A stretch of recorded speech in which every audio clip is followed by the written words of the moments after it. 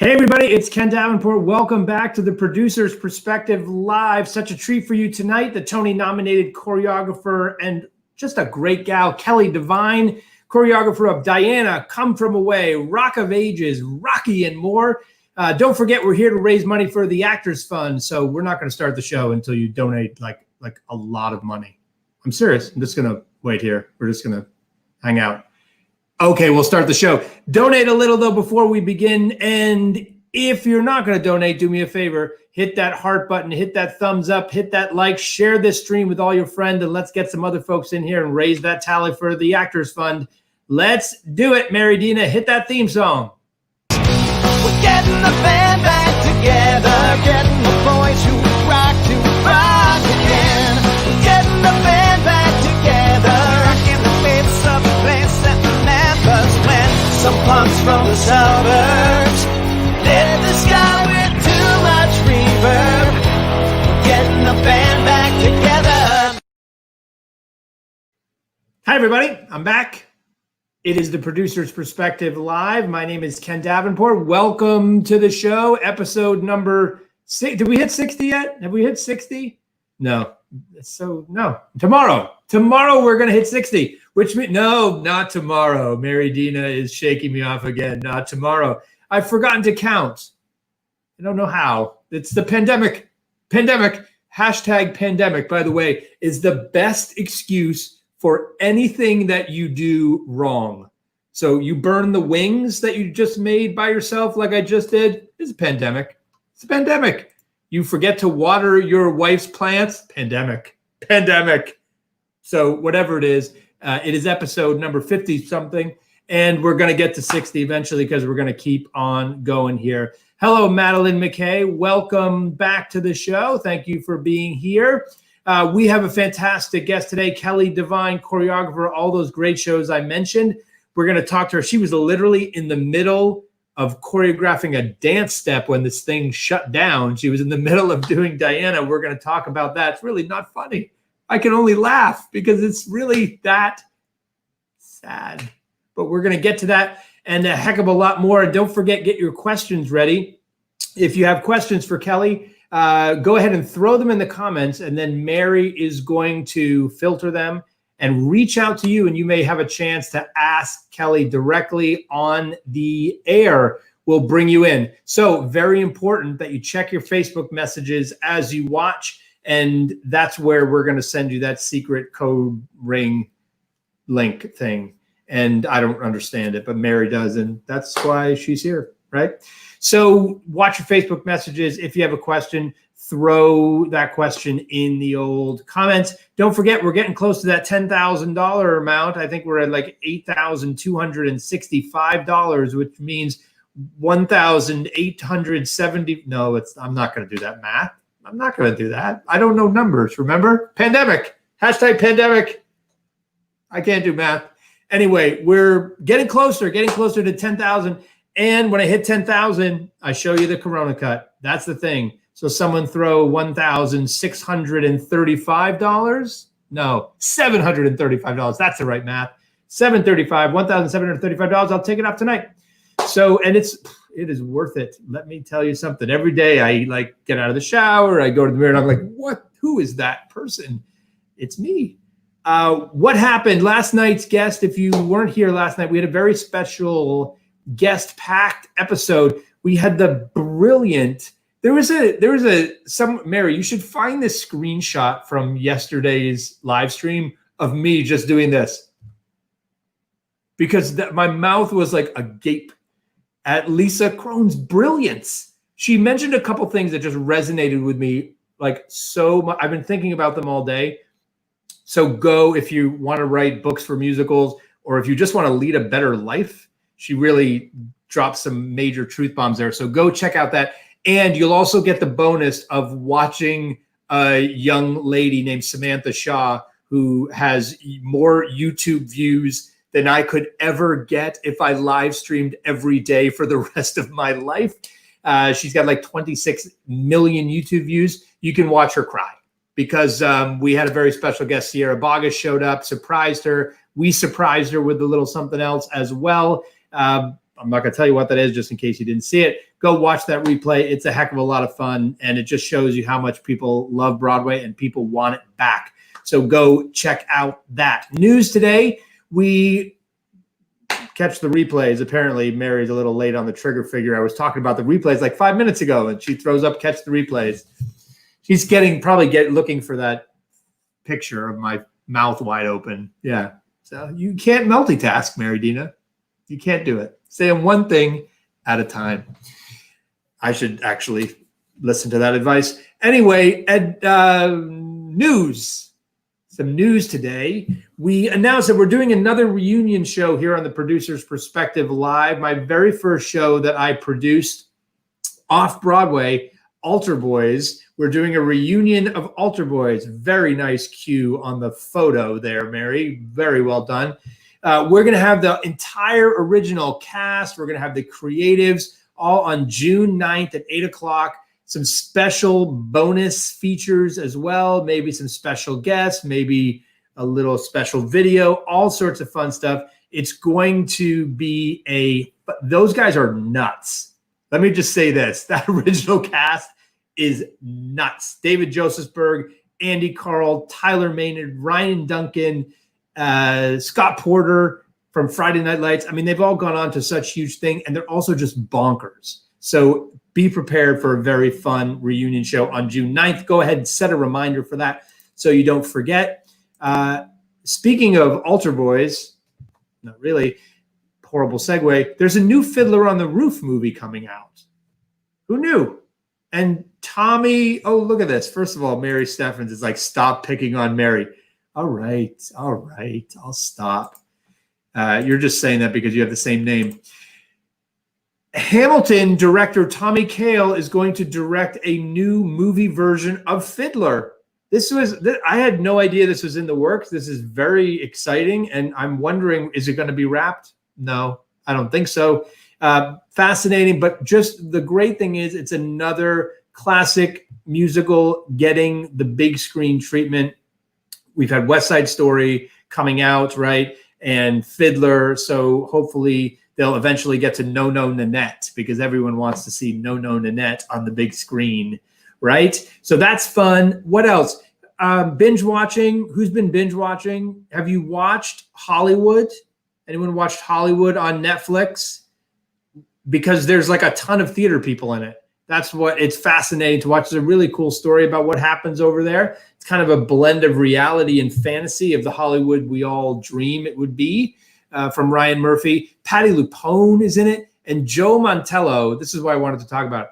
Joe Mantello, who is one of the most talented people on the planet, he is in this one. You know, he's a director. He's in it. He's genius. If you want to see a fantastic performance by an actor, go binge watch Hollywood. It's like 6-7 episodes. You get it done in like a night when you can't sleep because you're wondering when this thing is all going to be over. That's the news. Let's get to the featured guest of this day's episode. Please welcome to the live stream, Ms. Kelly Devine. Welcome, Kelly. Hi. Hi. Hi, Ken. How are you? I'm good. I was slightly panicked before this because I was having major technical difficulties. I was in a full sweat, but it all worked out.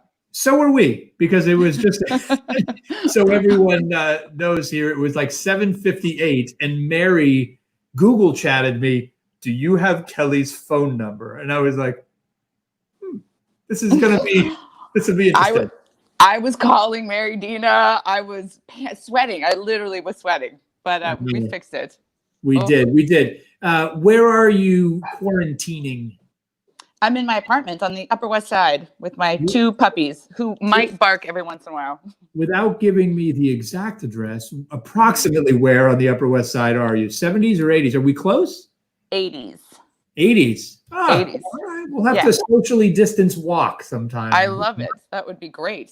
How have you been filling your days since you've been trapped up there in this epicenter? It's interesting. You know, I've been reading a lot more, which is nice. There's always books I want to read that I never get to finish. So I've been doing a lot of that. And I think I've just been sort of trying to look at what the next phase of all of this is going to be, and what can I create? What ideas do I have? What do I want to like dig into and create? I think is kind of where my head's been. And first, just back to the reading. Any what's been the favorite thing you've read so far? What are you reading now? I read an Agnes DeMille book. I read what's the name of the book here? It's with the two sis. It's the twins that can set themselves on fire that just came out, and the name has escaped me. Here We Are. It's fantastic. Mary, it's really fun. Google twins that can set themselves on fire and just see what comes up. Yeah, it's not Here We Go, Here We Are. Someone will know it. My very smart viewers here, they can track down anything. So you're trying to come up with what you can create next. Anything come to mind? Is this influencing you? Like, how will this pandemic influence what you want to make in the future? I think one thing is I'm curious to see what people are going to want to see in some way. Not that I, create something for something specific, but I feel like people are going to need some sort of care when they go to see a show at this point. I think people are just at their wits' end, and I want them to feel something. I want them to feel good. I want them to be moved. Just find something that's the right tone. What would I want to see? I think is what I'm trying to create. And also looking at the idea of creating things that are not in a traditional theater and finding alternate spaces and other ways to experience art and different kinds of art. And yeah, I do a lot of film and television, so I've been thinking a lot about that as well. And because that's starting back up again. Is anything that you're working on getting some green lights and being like, hey, we're serious, we may have something happening soon? So I've been filling out a lot of surveys from Warner Brothers that are contacting all of their employees, wanting to know what they need, what would they feel safe with if they were to come back to work. Fascinating. So it's been very interesting. They're reaching out to you saying, we're contemplating going back to work. Tell us what will make you feel safe. Yeah, lots of questions. Like, what's your transportation like? What do you how do you normally get to work, and things of that nature? And would you feel okay getting tested every day? And just questions like that, which are comforting and helpful. And I'm glad that they're very, very serious about it. Everybody has to feel good, and especially with actors and scenes. And it's just interesting that I think like big crowd scenes, I don't think are going to happen for a long time. You know what I mean? I think that's going to be a lot of green screen and lots of filling in of, Yeah, the poor extras out there, all those people that do all that extra work. It's like, it's true. Yeah, it's really a thing. So what do you think we're going to have to do? Equity actually had this big announcement, this press release yesterday, where they talked about they said, no Actors Equity members are going to go back to work until we feel confident that X, Y, and Z are going to be done, which I actually tweeted the article out because I was like, yeah, I think we're all of the same mindset there. What do you think we'll need to do in a rehearsal room to make you feel comfortable or your dancers feel comfortable, just to get back in a room like that? What do you envision? I just think it's so many things. I mean, obviously a vaccine would be wonderful, and I think that would really help everybody's mind. I don't know how you do a number with partnering in it if you can't, if you need to stay 6 feet away. And I haven't quite wrapped around my head around the idea of spacing a number and creating a number where everybody's at least 6 feet away. It seems a little cold, and it'll feel almost like a marching band in a way. Do you know what I mean? Just the idea of keeping so much space around everybody. I think something that's as a choreographer, you think about getting people together and making them all move as a unit. So it's just interesting. I think we'd have to check everybody, make sure. I think they'd have to get, temperature taken every day, and maybe get, checked virally, every other day, or would need to be something that's fairly regular for everybody to feel better. It is hard. I mean, I'm hoping the mask situation, there's got to be a mask that comes out that is easy on the breathing, because it is hard to, I don't like when I go for a run or even walking briskly, it gets really hot in there, and I can't imagine being able to get enough oxygen to really dance as hard as my dancers do, and like in Diana especially. Yeah, my wife told me today she sneezed into her mask. I mean, that's not fun. It's like, no, she literally was like, "Oh, that's why I'm wearing a mask, because look at what happens when you sneeze." But she certainly wasn't going to take it off. Yeah. So I made a reference in the opening how you were in the middle of choreographing a number or working, which is a slight exaggeration, but not really. Tell me what you were doing when the shutdown happened. We were having, we were in a day rehearsal where you use every minute before you have a preview that night. And we were about 12 days from opening the show. And we knew something was coming, but we had our work list to go. We started working on stuff. Chris and I sort of had a game plan. We were going to, restage a number, add some new lyrics, and clean up one of the group songs, vocals. So we had plans for all of this. And meanwhile, of course, Chris is constantly looking at his phone. He goes up on stage. I'm watching his phone because we're just sort of waiting to hear from the producers what's going on, because they're at this big meeting where we're going to find out what the deal is. And I think the cast knew that we were acting a little weird. And I mean, we were really cracking the whip the way we normally do. It was fairly, we were sort of relaxed a little bit, and we're like, oh, okay, we'll try this. There was no pressure. It's kind of like we had all the time in the world, which is not typical when you have like those 4 hours to like put in a brand new number or something before a preview that night. So we got the call, and Beth Williams said, we're coming down, but we're going to have to close. And we just sort of stopped. And I mean, we just sort of left everything there too, because we thought it'd be like a couple weeks. We're like, oh, okay, well, so it's all right. This will be fine. I mean, just my script is still there, which I actually need right now, which is terrible. But it's got all my notes in it. I mean, I could go get it, but it's a hassle. You have to call. They got to get security to let you in, and it's so funny because a bunch of people have said that, have been working on new musicals. We've talked to people from Six and Doubtfire, and everyone's like, my pencil, my water cup, my thing. Someone has got to photograph this stuff. Like the New York Times should send someone down there to like get all these photos. It's like Broadway frozen. Just see what it all looks like. If it's just hands up, you're out of there. Yeah. Yeah. Wow. Incredible. So you thought you'd just be back in a couple of weeks, and obviously that's not been the case. How is it going? How is the process going there for Diana? We were feeling great about things. Really great. They're a beautiful cast. Everybody was working really hard. We were finding our groove. The audiences seemed extremely responsive. It was exciting. It was really exciting. I would have to say that something that's been very interesting about being in this situation in the pandemic, something it's given us, is more time to actually work on the show. So I've been meeting with, Chris and David and Joe and Ian, our musical supervisor. We meet twice a week since this has all gone down, working on the show. And we've made a lot of changes, and there's a new song that is better that we're excited about. And you're putting a new song into the show that was written during the pandemic. Yeah, you don't know David and Joe. They're Chris. It never stops. It's all. I mean, we're just always tweaking away. I love this. Actually, I wanted to ask you about that because I've heard this about the team from you and from Joe, who I'm such a huge fan of. Joe DiPietro, I'm talking about, because the last time I saw him, he was before the holidays, and I was like, "Oh, what have you been up to?" And he was like, "Oh, we just finished a 6-week lab on Act 1." And I was like, "What are you talking about?" We did. That was a luxury. That was incredible.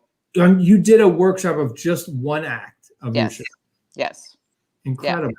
We felt like Act 2 was in much better shape. Act 2 had its momentum. It had the right flow, and we needed to do that to Act 1. So we sort of pulled it apart, and they wrote 7 new songs. 7 new songs went into the Act 1 that we worked on that workshop, which was a huge. I mean, it was wonderful. It just lifted the whole thing. And it's even better now, which is so crazy. It's like you can never stop working on something.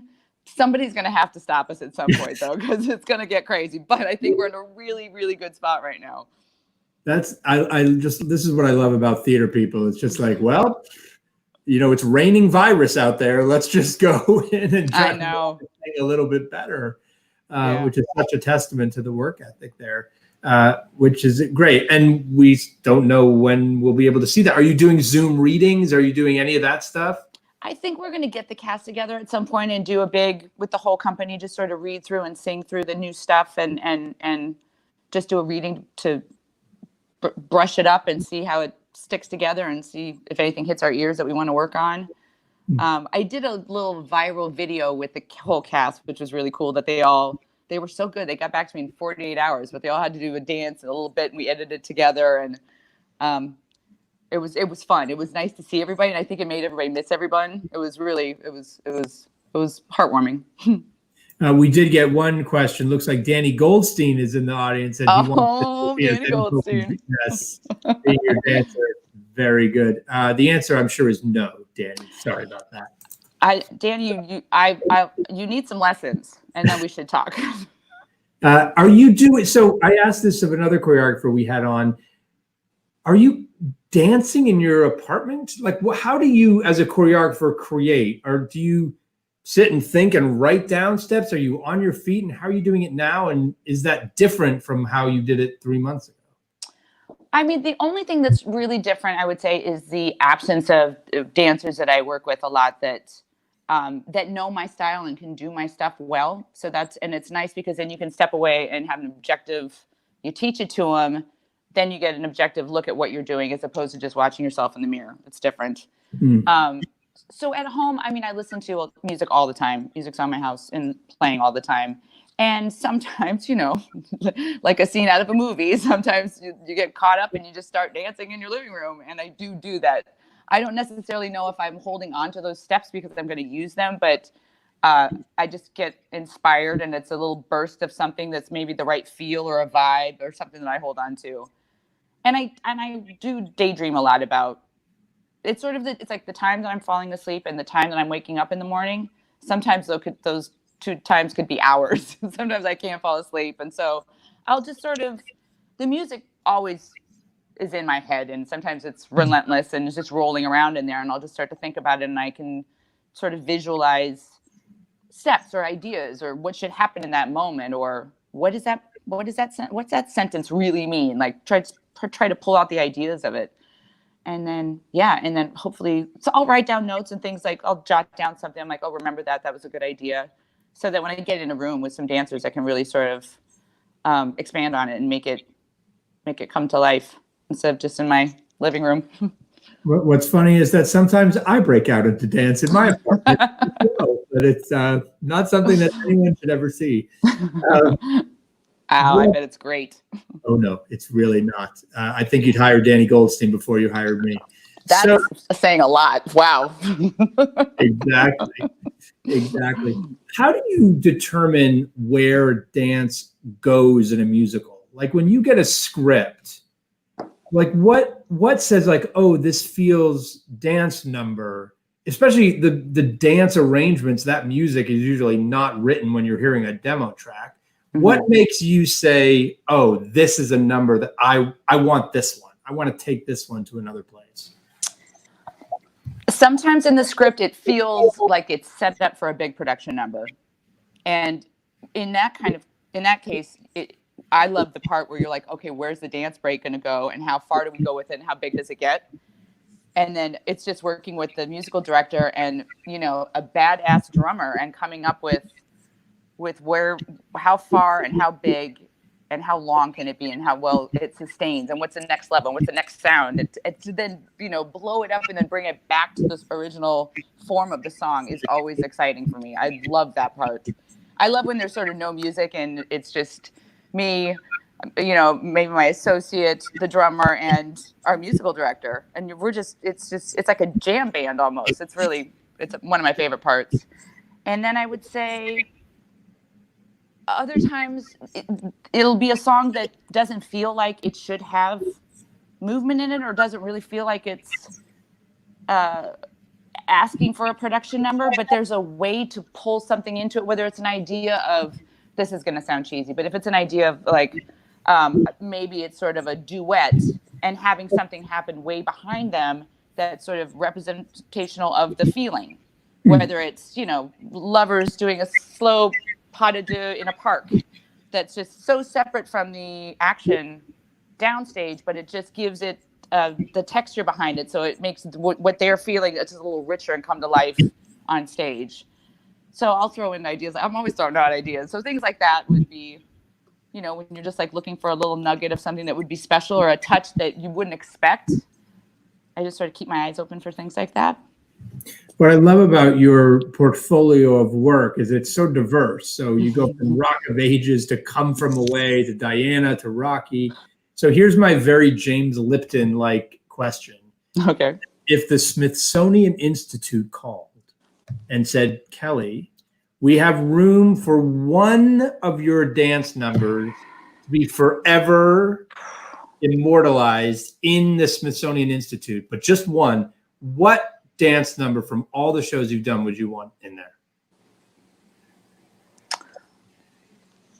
What if I said it hasn't been on Broadway just yet? I mean, it was, but it just hasn't. It didn't get to open. Oh, you picked Diana? I think there are a couple moments in that show that I'm extremely proud of, and it's something that I think it's something I haven't done before. I try to not do the same thing. I don't ever want to repeat myself. I'm always looking for something that feels different, something I want to see, something I haven't seen before. But okay, so let's pretend I can't do that because it's the Smithsonian asking. So how about what if I think the wedge in Rocky, I was proud of that.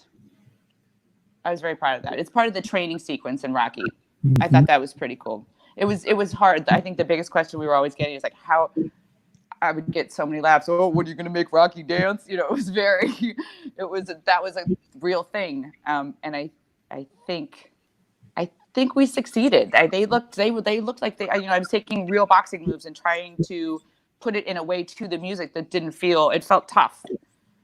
So yeah, I think I was really proud of that show in general. As a team, everybody really sort of went to the ends to make that happen. And it was the most technically difficult show I've ever worked on. Well, the Tony nominators obviously agreed with you as well for that show. Your work was commended there. Talk about, you said boxing moves and stuff. Like, how much research did you do for that show, and do you do for all of your shows in the style of movement? What's that process like? If it's something specific that I have, knowledge of, but I want to get it right, I will always work with somebody to show me the actual, clinical, technical aspects of what it is. So yeah, I worked with a boxer, Stephen Hoggett, did a lot of training with boxing. So we worked together. And I used to take kickboxing way back in the day in Los Angeles, Billy Blanks, when he opened a studio up on Ventura Boulevard, and he would let all the professional dancers in town take class for free. I think because he wanted a lot of people in his, in front on Ventura Boulevard. He wanted a lot of hot girls in there. Let's face it. I'm not going to say that. I don't know, but we were all loving it because it was really fun, and he really was a kickboxer. So, and we take direction seriously. So we were like 1, 2, we were very conscious of like doing it correctly. So that was in my blood. But then like Zhivago with the Russian dancing, I worked with a Russian dancer who came and worked and taught me all of the lifts and the ups and the downs and the ins and the outs and basically everything you've seen in the bottle dance, the famous bottle dance. And I could barely walk for about 2 weeks after that. My thighs were so shredded because it is really hard. It's really hard. It's complicated. There is a reason that those guys are on the shorter side because they're just a little bit closer to the ground, and it's just the up down. It just takes so much of your thighs. It's just all your thighs. So I had a limp for a little while, but those have been the most physically hard ones. But other than that, I did study lots of different kinds of dance growing up. Mm-hmm. And I kind of like the idea of, if I'm going to create something, I don't like to replicate something. I want to know what the feel of it is and what it's supposed to be, and then sort of throw it in my own blender and mess it up to come out with how I interpret what that would be. So it's individual. Yeah, what was the blenderization with Come From Away, which is such a unique theatrical piece, and just one of the most beautiful and joyous pieces I've seen. And where did that style of movement come from? That was really interesting. It was tricky too because of the subject matter. I just wanted to find the right tone for all of those moments. The chairs, the idea that we were just going to use chairs and people and two tables, was a lot of trial and error and really interesting to do. It was just like building a set every time. So I would set, early days, I would set up 2 rows of chairs and I'd be like, do you buy that this is a bus, Chris? If I was up here pretending I was driving a bus, or, what if we do this and we just split in one count? It looks like we were at a town hall going. So that was literally just going from picture to picture to picture. And it was almost like playing with Legos, trying to, abstractly create these locations. And then when it came to the movement, it's got a very sort of Celtic Irish feel to the music. So I sort of leaned into the jig a little bit, like a little Irish jig. I also wanted to really capture the fact that the people in the story are real people. They're not professional actors or dancers. They're playing these characters that I've met. And how would they dance? How would they actually dance?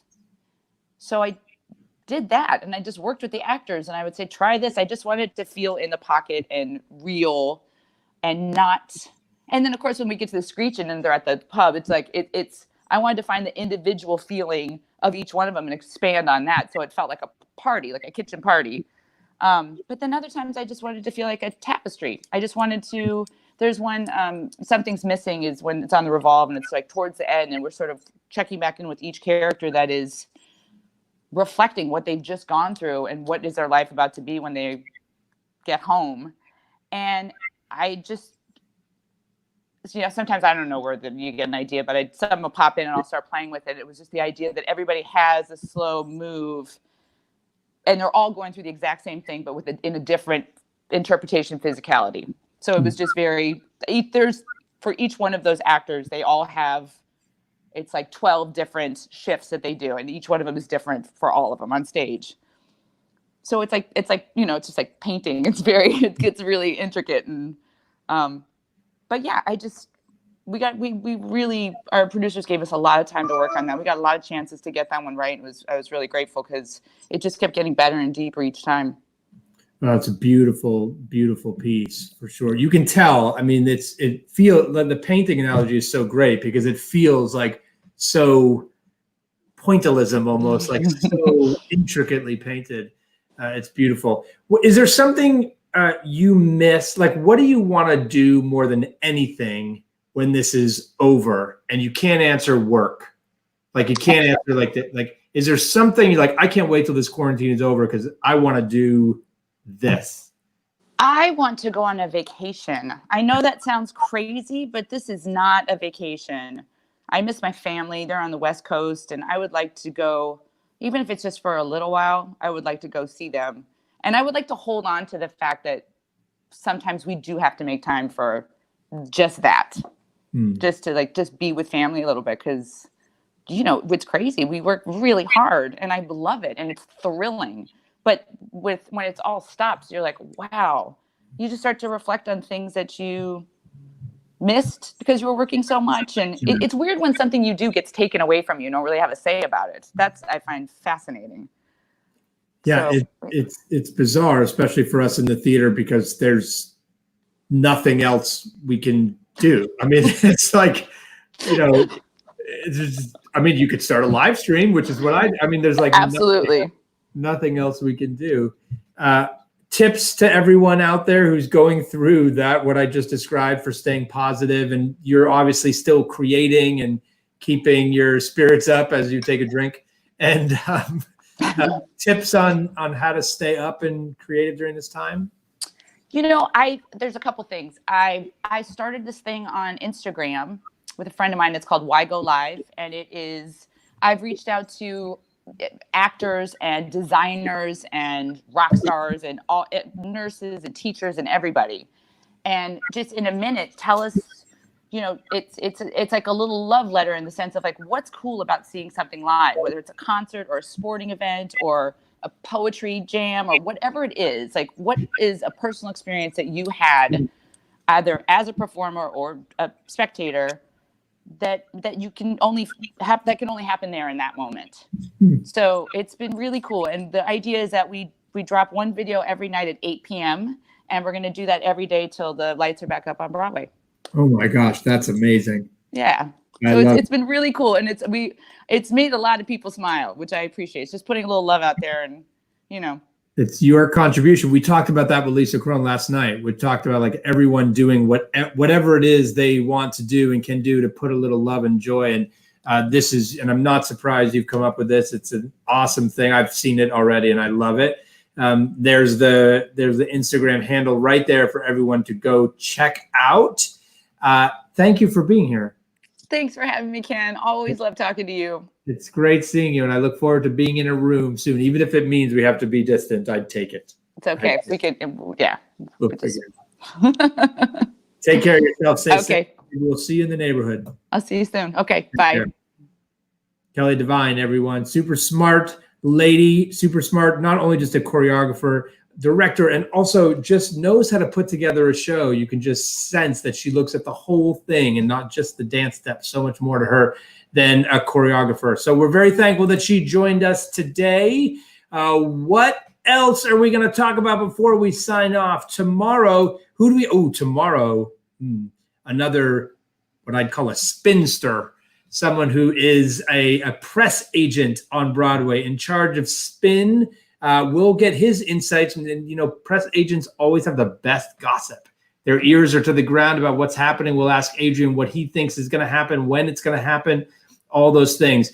He's the press rep for his company for Chicago, Harry Potter, Jersey Boys, Mean Girls, Mrs. Doubtfire 6, a whole ton of Broadway shows. So he'll talk about how do we get the word out, how we do that when we get back, and you'll hear hopefully some juicy gossip as well.